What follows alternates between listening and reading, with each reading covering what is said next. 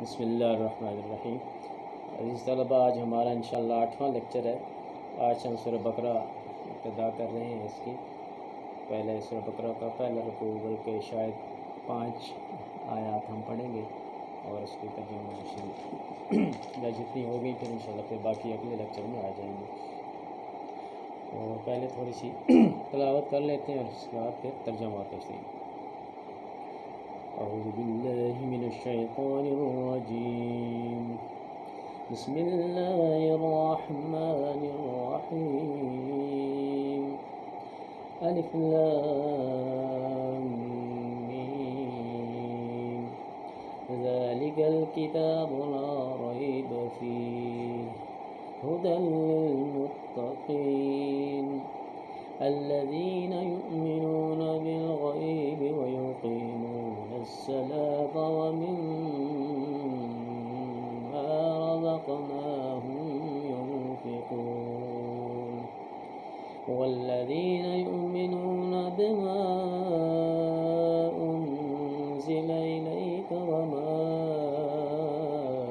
أنزل من قبلک وبالآخرة هم يوقنون، أولئك على هدى من ربهم وأولئك هم المفلحون۔ صدق اللہ العظیم۔ بسم اللہ الرحمن الرحیم، شروع اللہ کے نام سے جو نہایت مہربان بے حد رحم والا ہے۔ الف لام میم، الف لام میم، الف لام میم جو ہے یہ حروف مقطعات کہلاتے ہیں۔ قرآن پاک کی 29 صورتوں کے شروع میں ایسے الفاظ آئے ہیں، مثلا الف لام میم، حامیم، یاسین، قاف، الف لام را، کاف ہا یا عین صاد، حامیم عین سین قاف۔ تو اس قسم کے جو الفاظ ہیں انہیں کہتے ہیں حروف مقطعات، یعنی علیحدہ علیحدہ لکھے ہوئے حروف، یعنی لکھے تو الگ علیحدہ پڑھے جانے والے حروف، الگ الگ پڑھے جانے والے حروف قطع کیے ہوئے، لکھے اکٹھے جاتے ہیں، یکجا لکھے جاتے ہیں مگر علیحدہ علیحدہ پڑھے جاتے ہیں، اس لیے ان کو حروف مقطعات کہتے ہیں۔ تو یہ تقریباً قرآن پاک یہ 14 یا اس طرح کچھ الفاظ ہیں، اور یہ قرآن یا 17 حروف ہیں، یہ قرآن پاک کی 29 صورتوں کے شروع میں آئے ہیں۔ اب ان کی حقیقت کیا ہے، ان کے معنی کیا ہیں، اس میں علماء فرماتے ہیں، بعض علماء نے کچھ معنی بتائے ہیں، بعض نے کہا ہے، جیسے ایک مصری عالم ہے نسوتا ہے، انہوں نے کہا ہے کہ اس میں حروف ابجد کے اعتبار سے آیات کی تعداد بتائی گئی ہے، اور ابن عباس رضی اللہ عنہ فرماتے ہیں الف لام میم کی معنی ہے انا اللہ اعلم، میں اللہ خوب جانتا ہوں، اور بعض نے کہا ہے کہ یہ حروف صورتوں کا نقطہ افتتاح ہے، افتتاحیہ کلمات ہیں، بعض نے کہا ہے کہ یہ صورتوں کے نام ہیں، بعض نے کہا ہے الف سے اللہ، لام سے جبریل، میم سے محمد صلی اللہ علیہ وسلم، یعنی اللہ کی طرف سے جبریل علیہ السلام جو قرآن پاک محمد صلی اللہ علیہ وسلم پر انہوں نے نازل کیا، ایسے یہ مراد ہے۔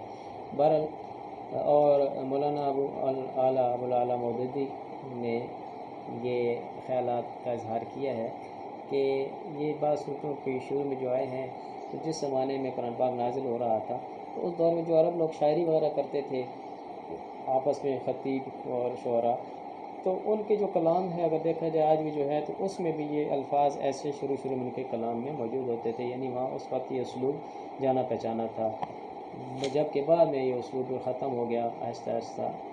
تو اس زمانے بھی کسی نے پوچھا نہیں کہ یہ کیوں ہے، حتیٰ کہ صحابہ کرام نے بھی نبی علیہ السلام سے نہیں پوچھا کہ ان کی کیا معنی ہے۔ تو آخری اور قطعی بات جو حتمی بات ہے وہ یہ ہے کہ ان کے اصلی معنی ایسے الفاظ کے یہ عام لوگ نہیں جانتے، ان سے مراد صرف یہ اللہ ہی جانتے ہیں اور اللہ کے رسول صلی اللہ علیہ وسلم، اللہ اس کے رسول کے درمیان یہ راز ہے، اور جس کو اللہ نے ظاہر آپ صلی اللہ علیہ وسلم نے اپنے صحابہ کو اس کے اسرار و رموز نہیں بتائے، لہٰذا اس میں زیادہ پڑھنے کی ضرورت نہیں ہے، نہ ہی اجازت ہے کہ ان کے معنی مفاہیم میں زیادہ کوشش کی جائے، کیونکہ قرآن پاک میں سے منع کیا گیا ہے۔ اور قرآن پاک کی 2 قسم کی آیات ہوتی ہیں، ایک آیات ہیں محکمات اور ایک ہیں متشابہات۔ محکم وہ آیات ہوتی ہیں جن سے یعنی جو آیات جس میں واضح احکام ہو، سمجھنا کوئی مشکل نہ ہو، تو وہ کیا ہوتی ہیں محکمات، ان کا معنی بالکل واضح ہو، اس میں کوئی کنفیوژن نہ ہو۔ اور جبکہ دوسری ہوتی ہیں متشابہات، ان کا مطلب واضح نہیں ہوتا اور ان کے بارے میں کیا سرائی سے روکا گیا ہے، مثلاً جیسا کہ یہ حروف مقطعات ہیں۔ ذالک الکتاب لا ریب فیہ، اس کتاب میں کوئی شک نہیں، ایک ایسی کتاب ہے جس میں کوئی شک نہیں۔ عربی کا ایک قاعدہ ہے کہ جس لفظ سے شروع میں الف اور لام آ جائے تو وہ اس میں معرفہ ہو جاتا ہے، اہم چیز ہو جاتی ہے۔ کتاب سے مراد دنیا کی کوئی بھی کتاب ہو سکتی تھی، لیکن جب الکتاب فرمایا گیا تو اس سے مراد خاص قرآن پاک ہے، اور یہ اشارہ ہے ذالک کا مطلب اشارہ بعید ہے، وہ مراد یہ ہے کہ یہ وہ عظیم کتاب ہے جس کا ذکر پہلی آسمانی کتابوں میں بھی آتا رہا ہے، اور ایک بہت ہی جامع کتاب ہے، کامل کتاب ہے، شک و شبہ سے بالا تر ہے، ہر نقص اور ہر عیب سے یہ پاک کتاب ہے، اسے پڑھنے سے اطمینان حاصل ہوتا ہے اور قابل اعتماد صحیفہ آسمانی ہے، اس میں کسی قسم کا کوئی شک نہیں، کوئی شبہ نہیں، اس میں جو کچھ ہے اس میں وہ سراپا حق ہے، اور اس کی تعلیمات اور اس کی معجزانہ فصاحت و بلاغت، اس کے اندر جو واقعات ہیں تاریخی اور آگے جو پیشن گوئیاں ہیں اور آخرت یا قیامت کے جو واقعات ہیں وہ سارے برحق ہیں، اس میں کسی قسم کا کوئی شک نہیں ہے، اس کی ہر بات ثابت شدہ ہے، اس کا ہر دعویٰ مدلل ہے، تو یعنی ایسی زبردست کتاب ہے۔ اگر کسی کو شک یعنی اب وہ ہے تو اس کی اپنی کمزوری ہے، مثلاً سورج چمک رہا ہو، اب کسی کو نظر نہ آئے، وہ آدمی اندھا ہے، تو اس میں پھر سورج کا کوئی قصور نہیں ہے۔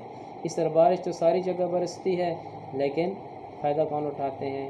کون سی زمین؟ جو زمین اچھی ہو اور جس میں اثر ہو بارش جذب کرنے، تو یہ لا ریب کتاب ہے، یہ اس کا معجزہ ہے۔ ھدی للمتقین، یہ ہدایت ہے ڈرنے والوں کے لیے، یعنی ہدایت ہے اللہ تعالیٰ سے ڈرنے والوں۔ ویسے تو یہ ساری انسانیت کے لیے نازل ہوئی ہے یہ کتاب، لیکن اور خطاب سارے عالم سے ہے، لیکن عملاً کون نفع اٹھائیں گے؟ جن کے اندر طلب ہوگی، پیاس ہوگی، تلاش حق کی، جن کا ضمیر زندہ ہے، تو ان کو یہ ان متقین لوگوں کو یہ زیادہ فائدہ ہوگا۔ متقین کا لفظ یہ اتقاء سے ہے، اس کے معنی کیا ہے؟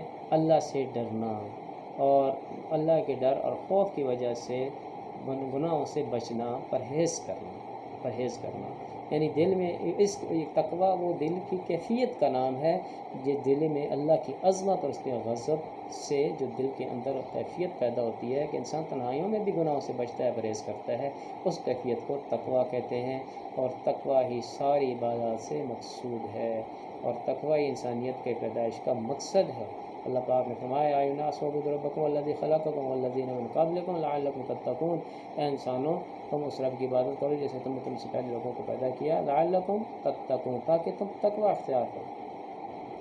اور دوسری جگہ فرمایا جیسے مختلف عبادات ہے، یا ایھا الذین آمنوا کتب علیکم الصیام کما کتب علی الذین من قبلکم لعلکم تتقون، یعنی روزے سے مقصود یہ بتایا گیا، اس لیے فرض کیا گیا تاکہ تمہارے اندر تقویٰ پیدا ہو جائے۔ تو تقویٰ یہ بنیادی چیز ہے اور یہ بہت ہی ضروری ہے۔ ایک عالم فرماتے ہیں اگر پورے اسلام کا خلاصہ ایک لفظ میں بیان کرنا ہو، ایک لفظ میں، تو وہ لفظ کیا ہے؟ تقویٰ۔